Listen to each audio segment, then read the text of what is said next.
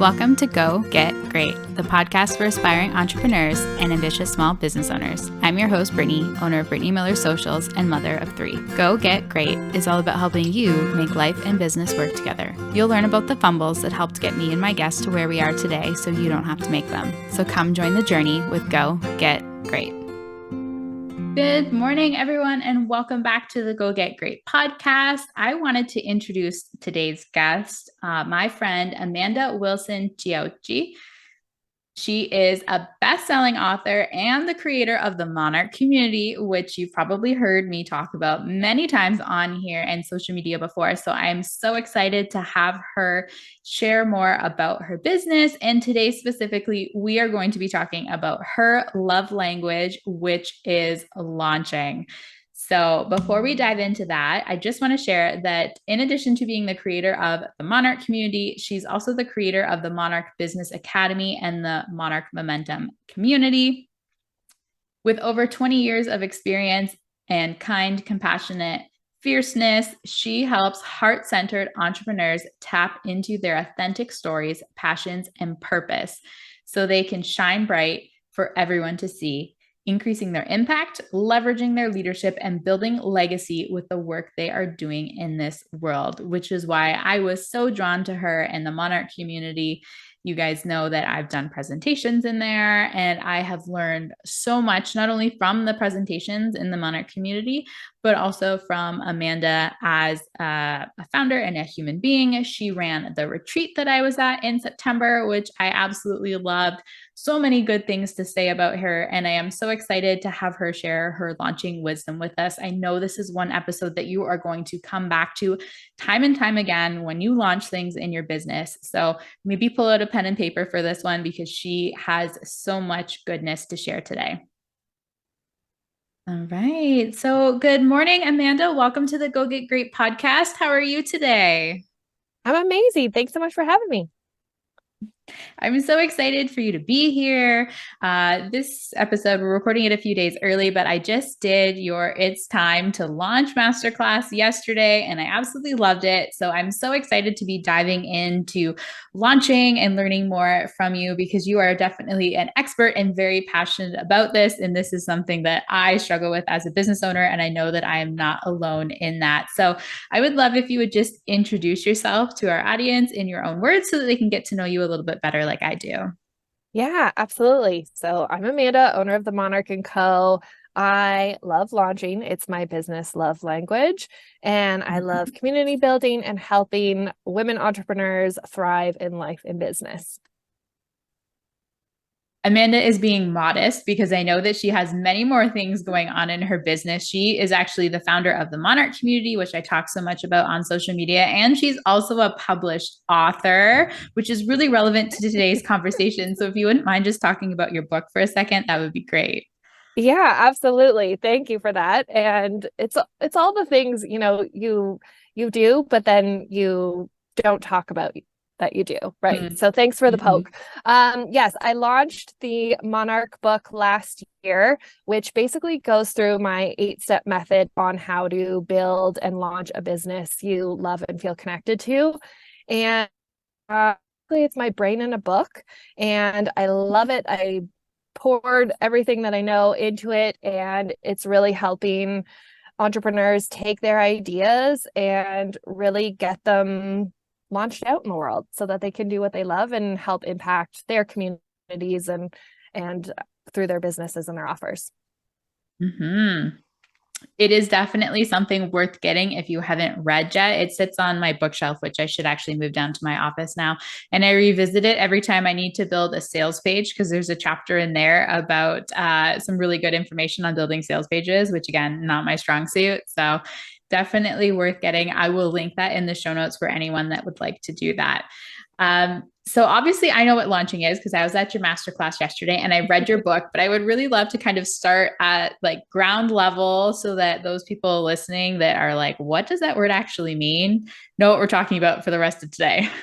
Yeah, it's great. And sometimes the word can feel overwhelming or it creates fear in a lot of people because it's like, oh my gosh, launching feels very, very vulnerable.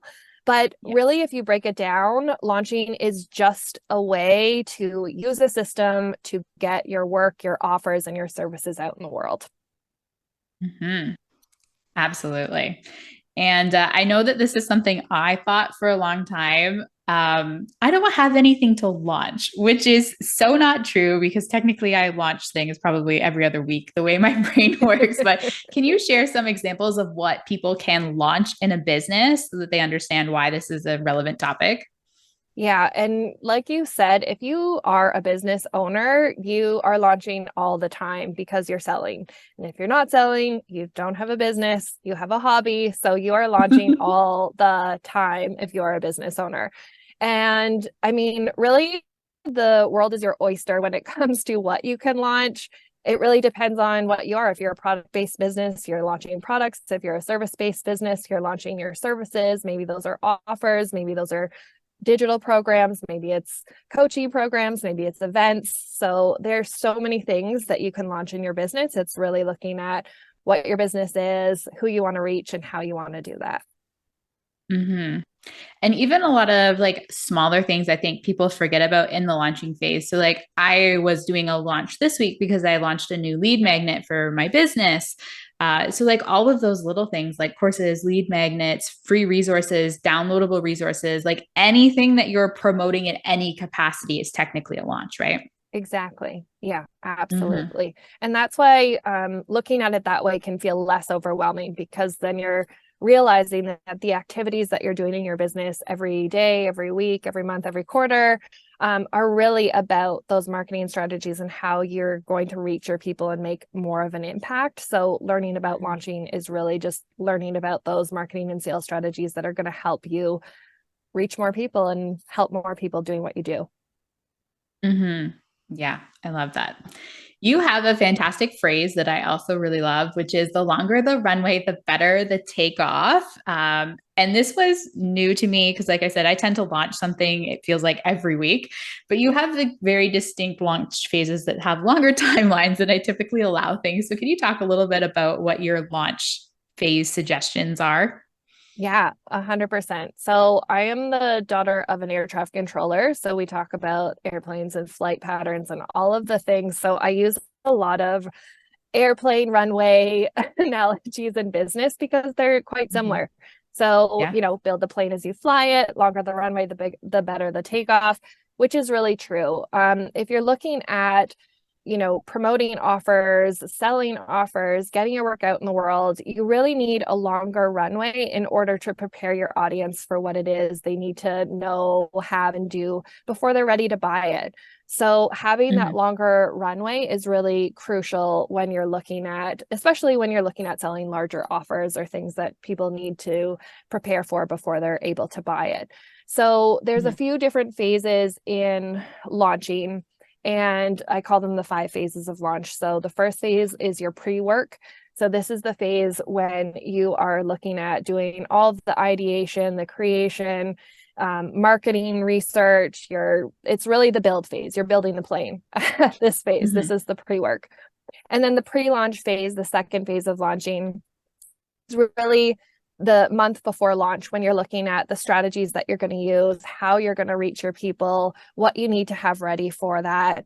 And then the third phase is launching. So when you actually go to launch your product or your offer, then what are the things you're doing within that 7 to 15 day window to really Mhm. maximize the impact and get in front of your audience? Because it does take time, it takes consistency for your audience to be able to see what you're doing to be ready to invest in what that is. So Mhm. in general, it's 7 to 12 times that people need to see you before they're able to make a decision. So knowing that, then utilizing a longer runway so that you can really reach your people and give them what they need before they're ready to do that. And then Mhm. the fourth phase is post-launch. So after you launch, what are the things you're doing so that the launch had the what it needed to do, the impact that it needed to have, and Mhm. you're really looking at, what worked, what didn't work, all the things to help you do it better next time. And then the fifth Mhm. phase, which is often the phase that doesn't get talked about, is the launch hangover or the launch effect, Mhm. which is because you've gone through all of this process, you can sometimes feel drained or feel, excited, deflated, depending on how your launch went. So it's really that time to build in rest, recovery, really look at the impact of what you just did and how you can make it better when you go to do it again next time. Yeah, I definitely feel like phase 5 is something that I didn't understand, but like I'm feeling the hangover today. I was like pushing so hard to get my lead magnet out and then some other logistical pieces that went along with that, like a sales page. Next time I build a lead magnet, I don't think I want to reference the sales page for the actual thing that I want to promote, the lead, whatever. Because that was a lot to build all at the same time today. I was like, oh, I'm so glad I'm recording podcasts because work is not happening. Yeah, and our businesses don't happen in silos, right? Like we are humans, we are, depending on what you are, I'm a mother, I'm a wife, I'm a friend. So there's lots of other things that are happening as well as running our business. So we really need to build in, this is one thing that's happening in our life. So how can we support that, as well as how can we support ourselves in our lives after business is done? So there's a lot of moving parts. And it's really building in a structure that's going to support you in life and business when you're launching. Yes, which is so true. We all wear so many hats. And if we're feeling really drained in one area, then it carries over into others, which is why I like kind of having a definitive runway for my launches now. And I really try and implement that. So I can be like, okay, like this is going to be my launch phase and I'm going to need my partner to pick up more of the slack at home because I'm going to be working longer hours. I'm going to be physically drained when I'm not working. We're like sitting on the couch watching TV because my brain is done. Yeah. So I was like, he needs to know that so that, we can balance. And I was like, this is not a time for you to be taking on projects of your own. So it's kind of, yeah, it's really nice to do that. And I'd like to talk about phase 3 a little bit more for a minute, because that's kind of where my expertise comes in, which is the promoting and the social media. Yeah. And you said something really important, which I swear I say all the time, but I feel like it doesn't hit with people when I say it, but 7 to 10 interactions minimum before people are ready to make a purchase. And I like to put that into context too, because you're talking, oh, maybe like a month is a good runway. And I really think that it depends on how much you're posting on social media. Like if you as a business owner only have the capacity to post once a week, that's okay. I respect that. But that means you need to make your runway longer, because if you need to have a minimum of 7 to 10 posts on social media to get people to buy your course, and I mean, you should be doing other promotional things too, but then your promotional phase should be a minimum of 2 to 3 months so that you have time to get all of those marketing messages in for people. But aside from social media, what other ways do you recommend promoting the things that you're launching?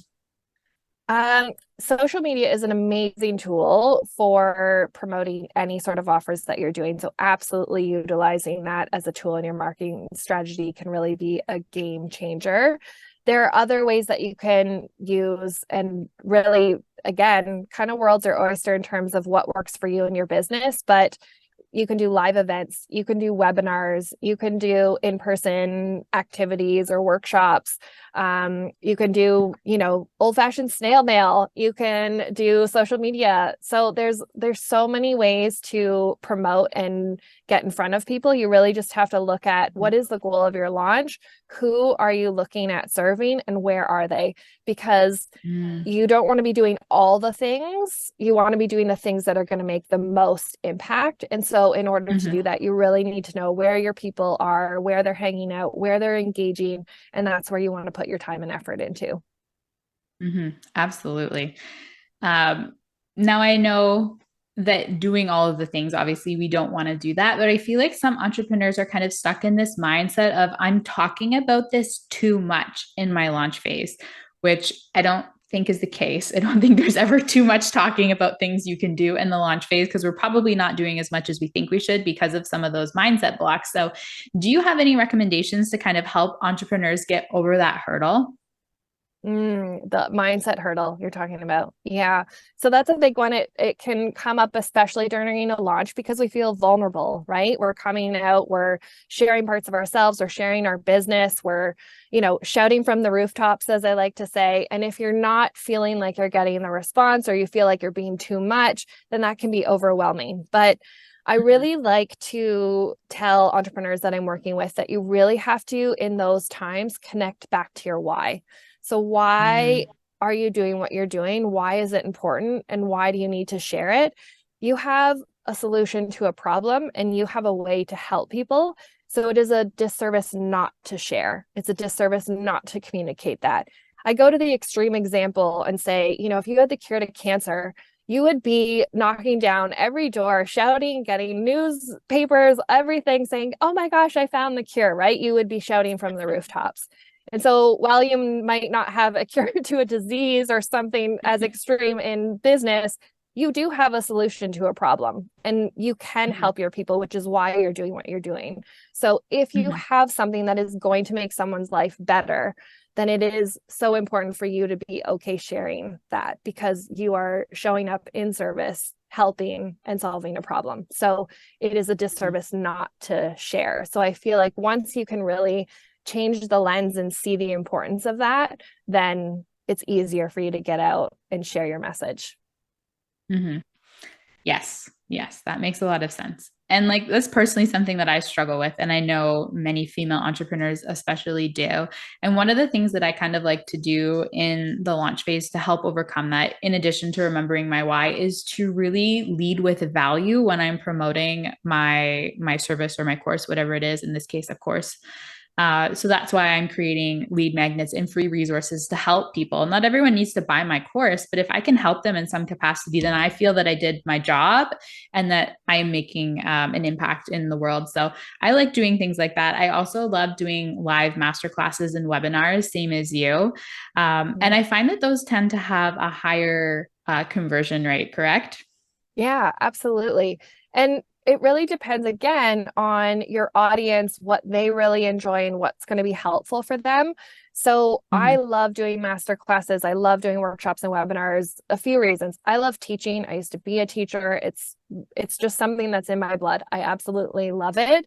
And my audience and the people that I work with, my clients, my students, they are also lifelong learners. They love learning. They love expanding. They love, doing new trainings to make themselves better. So this is just something that really aligns with me and my audience to really help them get what they need, but then also it's an opportunity to connect, right? So if you can't have a live event in person, a masterclass or a webinar is a great way to connect. It's the next best way to connect in person to really help someone through training, but then be there live in real time, connect, answer questions, which really allows people to see that you are there to support them. You are there in service and you are there to help and you have that expertise and that knowledge to get them there.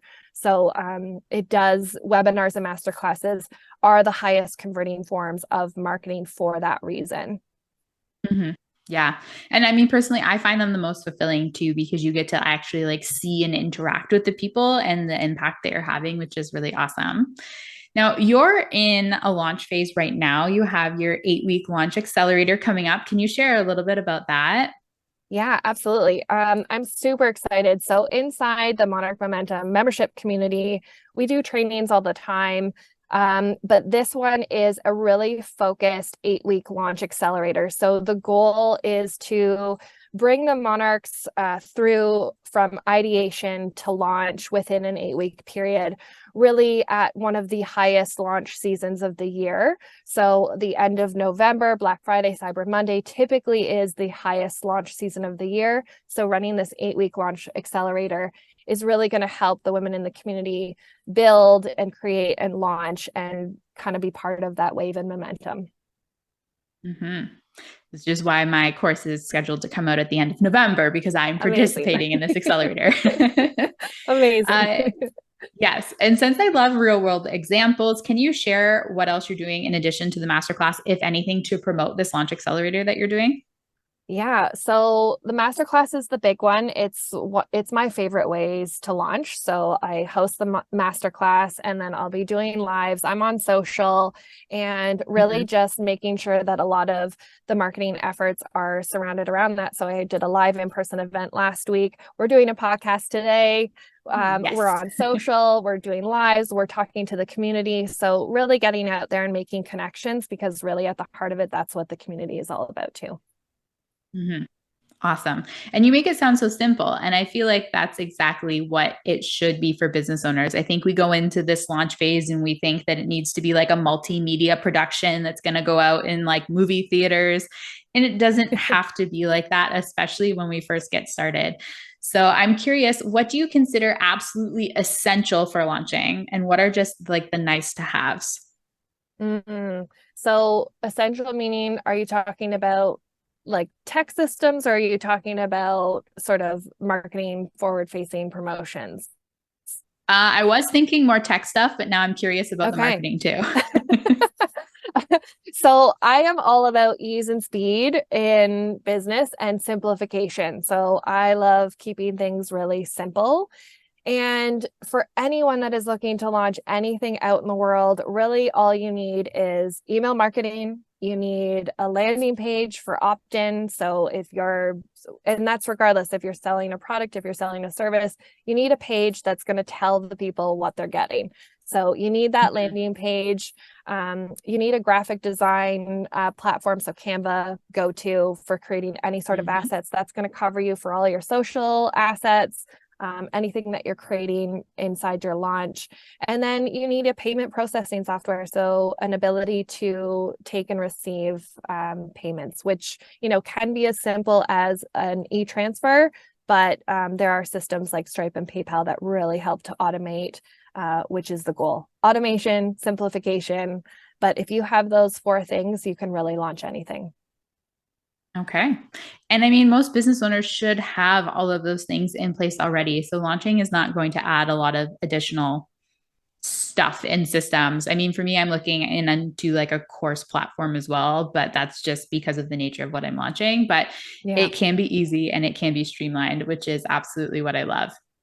Now, I do have a follow-up question to that because I know each time you launch, and we should relaunch, technically, you should pick kind of one thing and keep doing it over and over again because you get better at it. I need to get better at it at that part.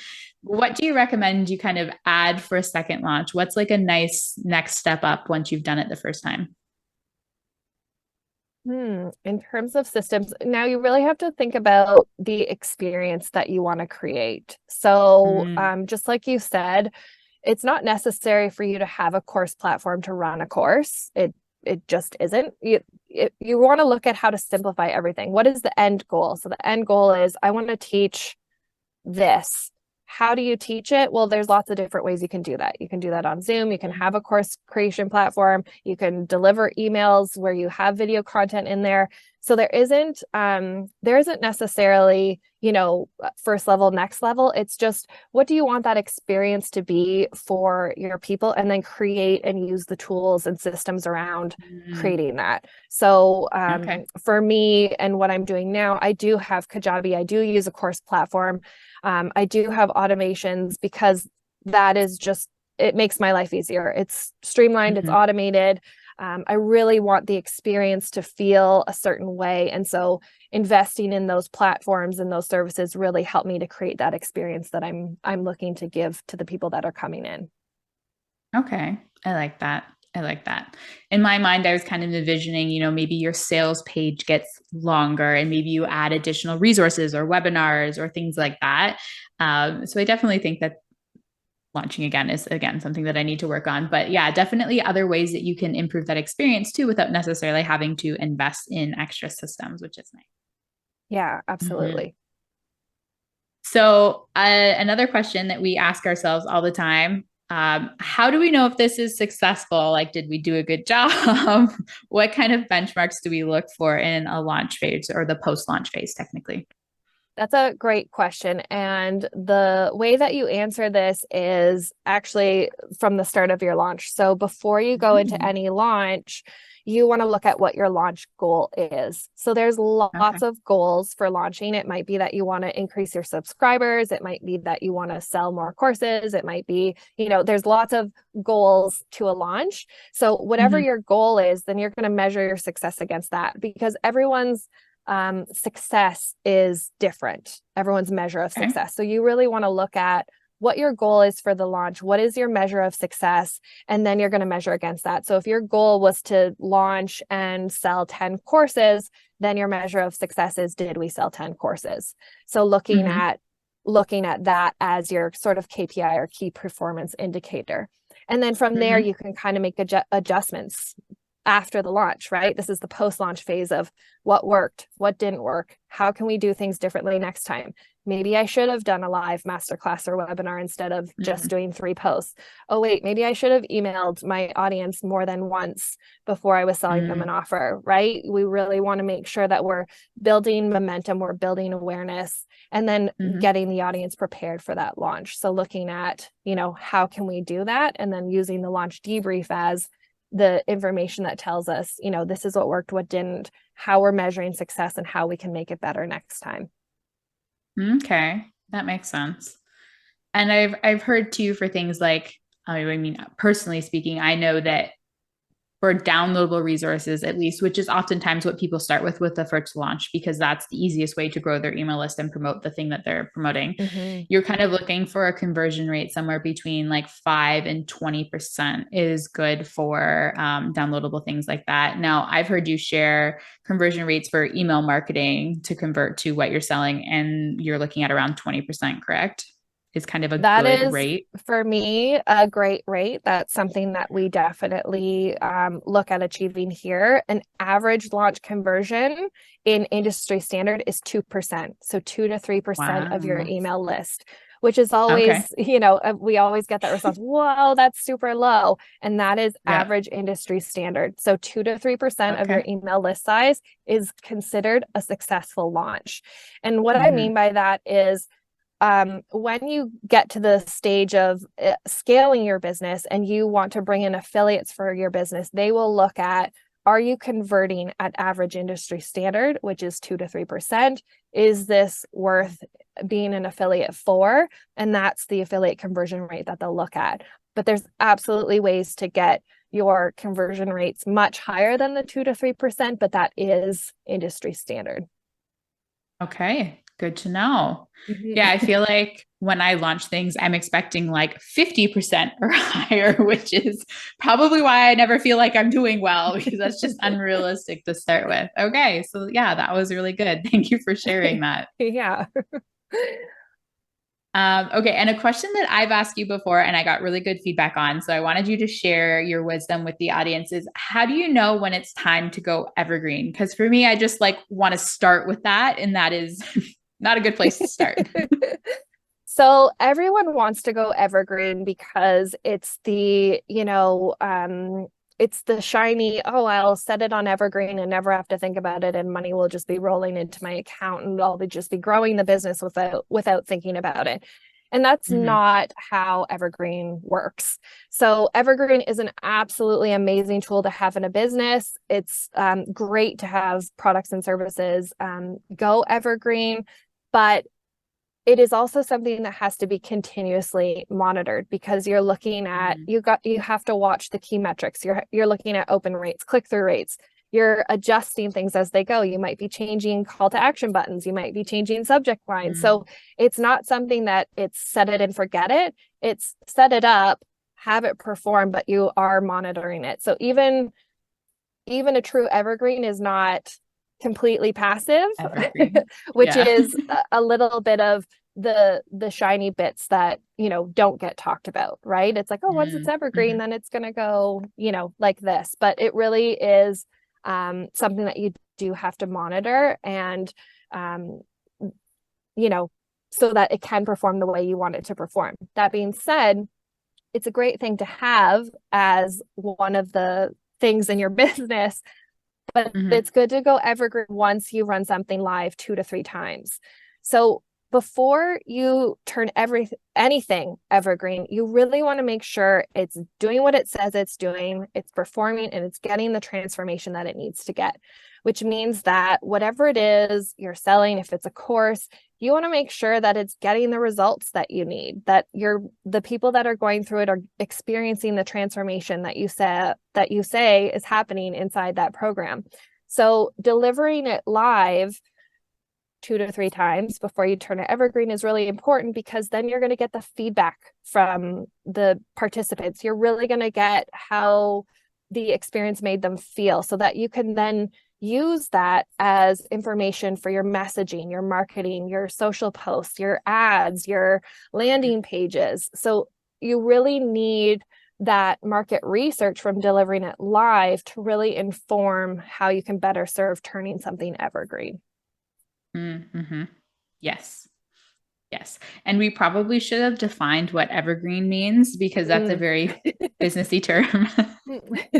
Right. And evergreen is typically something that goes automated. So it's, a landing page that brings you through an automated funnel that brings you through an automated sales. So it's something that you're not actively doing. It's set up as an automation in your business, and it runs evergreen. So it's continuous, it's running.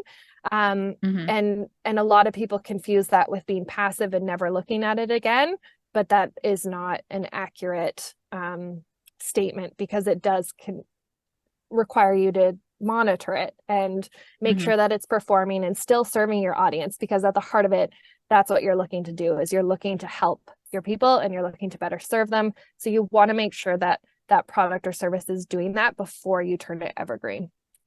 And I think that's one of the other reasons why entrepreneurs shouldn't start with something evergreen, aside from all the things you just mentioned, is it is very system intensive to do that. Like, you need a very well thought out and usually long email funnel. You need a very compelling sales page and probably a few other back end logistical pieces so that it really can kind of continue going on its own, even if you are monitoring it. And like, I know for me at the stage of business that I'm in right now, I don't have the capacity to set that stuff all up like in advance. I'm like building things on the fly. Like you mentioned, building the airplane while we're flying it. That is very much how I'm running my business right now. And I'm okay with that. Yeah. And really it's a beautiful place to be, because you're also you're in it. You're getting that feedback. You're having those interactions with your people. You're really determining if these are the products and services that they want and they need, because if you turn something evergreen, you don't have those interactions with your people. You don't know necessarily if something is performing. You might just lose that customer or that client, as opposed to having that interaction with them. Oh, this isn't working for you. What would work better? Oh, absolutely, I can create that, right? So you have more of a connection and interaction with them, so that you get something super solid that works, that gets the transformation that you say, and then you can turn that evergreen so that that can help more people, and you can do it in an automated and systematic way. Which I think really ties into what you were talking about in phase one, which is the validation piece. So can you share some suggestions on how to validate things? Because I'm very much a build what I think people need and not what they want. And that is where I struggle with launching things. Yeah. So validation, just like I shared yesterday, is so important, because often as creative entrepreneurs, we're focused on the ideation phase. We're like, oh my gosh, I can create this. This is so exciting. I have this idea. It's going to help all of these people. And then you go and launch it out in the world and there's crickets, because you haven't validated it. You haven't made sure that, one, this is what people want and need, and two, it's doing it in a way that they actually want to receive that help. And that can be different for different audiences. So it's really important. And it all comes back to connection and relationships. It's having relationships with your customers and your clients. It's having relationships with your people, so that you can connect with them and really find out what it is that they need and want. So what is the problem that they have, and how can you solve that problem with the information that you know, and create something, a product around that. So validation is the point where you say, hey, I have this product, or I have this offer, and you're testing it. Does this work? Hey, I want to run a beta group. I want to run this program. Here's 10 people. Let's run you through it. Does this do what it says it does? Does this solve your problem? It's really just simple questions like that to really say, does this do what it says it does? Does this solve your problem? If the answers are yes, then yes, you validated what it is that you're doing, and then you can go on to build. Okay. So when you do these beta groups, does that mean that everything you do the first time you do for free, or do you kind of have people pay you for this? How's that work? Yeah, no, and beta doesn't mean free. So beta is just sort of the first run through of anything that you're doing. So typically when you go to launch, let's say a signature program or a signature course, you might choose to run a beta program first, which is with a section of your audience. So a really great beta size is 6 to 12 people. So if you can run 6 to 12 people through a program that you're looking to create, that's going to give you a really good snapshot of the people who are coming through your business, who are going to experience your offers. And beta just means that they are testing this. They know they're going through this for the first time with you in the exchange for feedback. Does that mean free? No. If your course, let's say you sell a course at $1,000, maybe you're giving it to the beta group for 500. So you can sell something at 50% off or less than you would at full price because it is beta, in the exchange for they're going to give you feedback. They're going to give you really good information that's going to help you build a better product. Okay, that makes sense. And I feel like that's comforting to a lot of entrepreneurs because I know when you first get started in business, and personally, I think this is bad business advice, but you hear it so often, it tends to stick. But you need to do the work for free to get the testimonials and the feedback and the whatever to get started in your business. And then you can start charging people for it. Well, that doesn't work for a lot of entrepreneurs, especially if you like dive headfirst into things and you quit your job. You're like, I need money now. So it's nice to know that that is an option and kind of a great way to structure that. And that is a topic you're covering in your accelerator, I believe, right? How to kind of structure the betas and get those first 10 people or 12 people involved. Yeah, absolutely. And you really have to think about what you're doing and all the efforts that you're doing in your business, because there will be free elements of what you're doing. I run masterclasses all the time that are free. I'll go to events and I'll do talks and trainings that are free. So you know, there are going to be free elements of what you're doing in your business that you technically could charge for, but you have to look at what is the purpose of doing that? What is the goal of doing that? If it's helping more people, then you're doing it this way. If it's to reach more people, then that can be a goal. If it is to make sales, then, you know, you have a section of your business that is making sales. So there are going to be free elements of what you're doing, but it doesn't mean when you're starting out, you have to do everything for free. Absolutely not, right? You need to buy groceries and you need to pay for living. Yes. And so you can't afford to work for free until you can afford to work for free. But know that in creating this, there are lots of things that you can do for free, or that, you know, that the goal of that is let's reach more people. And so if I want to reach more people, if I want to have a larger audience for this, then free is going to help you do that. Yeah, that makes sense. And like I connect with a lot of people when they offer free things. Like I did a few of your free things, some of your work sprints, I think. And then I came to your book launch party and learned a lot about you that way. And then, you know, I kind of went through the customer journey of I bought your book because it was low ticket. And then I did, what was it that you ran in the spring? Probably a summit. I like to run summits in the spring. Might have been That's that. possible. I thought it was like a 5-day Oh, the 5K and challenge. 5-day challenge. Yes, that's a That fun one. one. Yep. So I paid for that. And then I joined the Monarch community afterwards. So, and obviously entrepreneurs don't start out with like that many pieces of their sales funnel, but that's kind of the process that you have to think through in order to figure out, you know, what kind of resources need to go before you try and sell someone a course so that they kind of have that lead up. Yeah. And another really good way of looking at this too is, what do you enjoy doing and what do you like doing? So I'm very much someone, and still do this with a lot of mentors that I work with, is a date before you marry, right? So I want to see, I'm going to test out the free resource. I'm going to do a low ticket offer. I'm going to see, you know, does this person do what they say they do? Are they, do I like consuming the content in this way? So this is just my own style of consuming content. I'll kind of do this for myself. And then I know that probably my audience is very similar. So, hey, I might want to come to this free thing. Oh, okay, I'm going to test out this low ticket event. Oh, you know what? I really like the results that I'm getting, or I like the way that I feel here. I'm going to invest in something larger.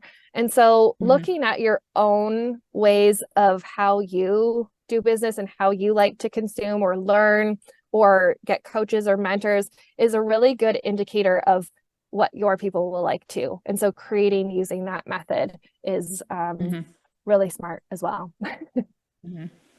Kind of off topic, but I heard someone say this a while ago and it really resonated that oftentimes businesses' ideal clients are who they were 3 to 5 years ago. Does that kind of make sense? Yeah. So I say it a little bit differently in that your ideal client is usually you a few steps behind. And so that can kind of help reduce the overwhelm, because when you are someone who likes to help and you want to help everyone and you have all these ideas, to simplify that is how can you help just one person who's one step behind you? And so if you can think about that, what is that one thing that one person needs to know to get them one step further, then there's more of those people. So that's how you can simplify it. But yes, usually your ideal client is typically you a few steps behind. So you're really helping yourself. I wish I had known that before I spent hours and days doing ideal client avatars. I was like, I don't know, I want to help everybody. But yeah, when you sit down and think about who I was a couple steps ago, I was like, oh man, that makes so much sense. Well, it does. And really, the reason for that too is you're really able to connect and speak from that experience because you went through it. So there's more authenticity, there's more integrity in that, because you're not speaking to something you haven't experienced or you don't know. This is something you've went through. This is something you've done. This is something you can help with.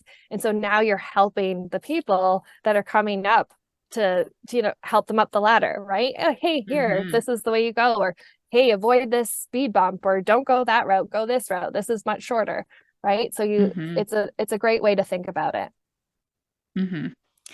So I'd love it if you could help us up the ladder a little bit and share maybe what some of your missteps were or things that we should avoid in our launch phase that you've learned from your experience. That's a great question. Okay, I'm going back to my advice. The longer the runway, right? So we often think we can get so much done, and then everything takes longer than you think. So having the longer runway is so important in life and business. So that is something that is just a great reminder all the time. The longer the runway, the better the takeoff. This is going to take me longer than I think. So make space so that you can do that and reduce the overwhelm and do it in a way that works for you. That's a big one. And we talked about the phases of launches, and I know you have timelines associated with it, but I don't think you mentioned those earlier. Can you just share kind of how long it is from the day you decide I'm going to launch something until like closed cart or you do your wrap up in phase 4? Yeah. So the pre-work phase typically is the 60 to 90 days before you launch. But this can really be longer. So, you might think of a course idea a year before, and then your launch runway is a year, right? Writing a book. I knew a year before that I was going to launch in June. The year before that, it was actually a little bit more than a year. So that is your pre-launch or your pre-launch pre-work phase, where you're creating you're doing the ideation, you're actually creating the thing that you're looking to launch. So, but average typical is 60 to 90 days. And then your pre-launch phase, so when you go to actually, sell the thing, is 30 days. So you're looking at that window, kind of 30 to 60 days, I would say, of, what are the things that I need to have in place? What are the things that I want to be doing outward facing, behind the scenes? What are the things that I need to get on social? What are the systems that I need to have set up? So you need that 30 days to kind of set everything up. And then your open cart is when you're actually selling the thing, and that 7 to 15 days of actually promoting what it is, and the open cart, and you're doing all the marketing strategies that help you have a bigger impact. Okay. So you're looking at like a minimum of 3.5 to kind of 5 months or 6 months, depending on how long you spend in the ideation phase. Okay. Yeah, I'd say as a general rule, especially if you're going to launch something big, and it really depends too, and on where you are. So if you're looking to launch a lead magnet and you're really excited about it, and you know that this is going to help, and you want to solve a problem, and you're like, well, I'm not going to launch this 3 months from now because I have the solution today, then launch it next week. These are general rules to launching, and you're the business owner and you get to decide, and you get to get excited about your business. So if you are excited about something, if you have a solution to a problem, then by all means, get it out, right? Get it out and help your people. You don't have to say, well, you know what? It's 60 days, so I'll tell them then. Do it now, right? Do the thing that lights you up, help your people, and get your work out in the world. For sure. Yeah. No, I was more so meaning for like big things like Yes, courses and signature packages and things like that, because absolutely. Longer runway. I underestimate how long it takes. So it's nice for me to know, which I guess also makes sense with feedback that I've heard you say before, is you should never be launching, is it 2 or 3 things a year? Like no more than that. So if you're doing a big launch like a signature program, then there's a few different models, but you really want to think about your audience in this. For one, how long is your program? Is your program 4 weeks or is it 12 weeks, right? So you need to look at a few different things when you're looking at that.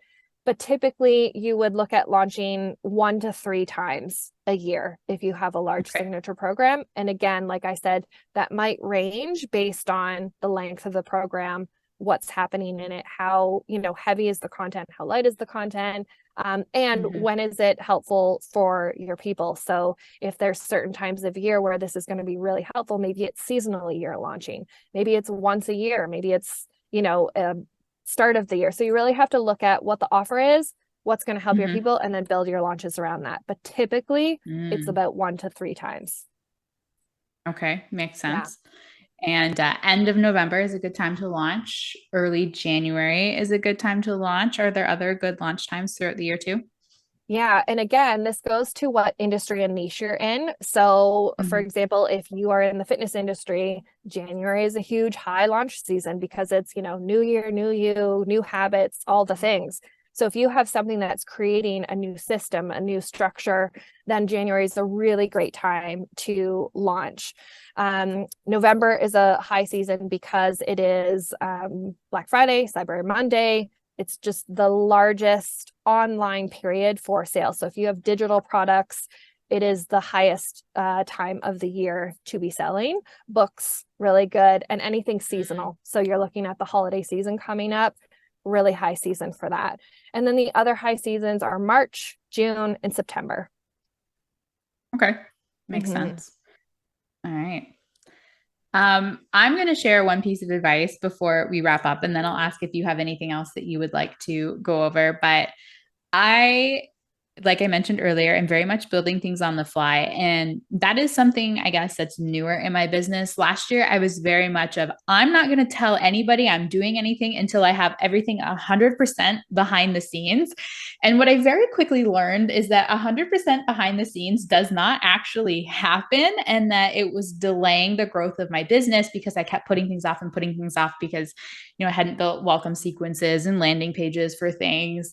And I kind of just got to the point where I was like, you know what, this is silly. Like I'm going to launch it now and I'm going to figure it out as I go. And that tends to be really good advice, the building the plane while you're flying it sort of thing. So I just wanted to reiterate that does actually work for people that are not launch specialists like you, Amanda. And hopefully there are people listening today that are like, okay, you know what? I've had this idea for a really long time. I'm going to do it. And if that's you, kudos, let us know. We'd love to support you. And I would highly recommend that you join Amanda's Launch Accelerator. So if you wouldn't mind just sharing some more information about that again and how they can connect with you, that would be great. Yeah. So the membership community that we have is really just helping women in business get to the next level in whatever stage they're at. And the Launch Accelerator that we're running is happening inside the membership community. It's starting October 11th, and it's running for 8 weeks. And so that's really going to bring people through. Every week we're having live calls, and it's bringing you through ideation, validation, planning, marketing, sales, and then launching at that high season. So it's really a high touch launch accelerator that's going to help you launch the thing that you're thinking about out in the world. So this episode's going out on Tuesday, the 10th. So if you're listening to it the day of, then you can connect with Amanda and get into it. But if people are listening to this a little bit after the 11th, can they still join? You're recording the sessions? Yeah, absolutely. So the sessions will be recorded. So they're for everyone that's in the community. And from being in the community that there's resources and tools and support to help you launch at any time. Because sometimes, if it's not aligned to launch at a certain period of time, your launch time might be January, then the community is still there to help you get the resources and accountability to help you do that. Absolutely. So did you have any more wisdom that you wanted to share with us about launching today? I feel like I want to say, after the last comment that you just made, is really launch it messy. Get it out there. We often, the thing that holds us back is this idea of perfection, but done is better than perfect. Get your work out in the world, help your people, do the thing that you're meant to do, and light it up doing it. So just launch it messy, get it out there, and help your people. Love it. Okay. And how can people connect with you and learn more aside from checking out the show notes? I will link everything there. Yeah, I think all the links will be there, but I'm on Instagram, the Monarch Co, same website, email. You can reach out to me at any time. I love talking launching, business, community, all of it. So reach out, and it's me there answering you. So that's where I am. Wonderful. All right. Well, thank you so much for being here today, Amanda. This was amazing for me, and I know that it will be amazing for our listeners as well. Amazing. Thanks so much for having me. Yeah. All right. Until next week. Thank you so much for tuning in to Go Get Great. I hope you found some useful tips and tricks that can help you make life and business work together. If what I said resonates with you, please share it on social media, and don't forget to tag at Brittany Miller Socials so that I can celebrate you for taking those first steps towards achieving greatness.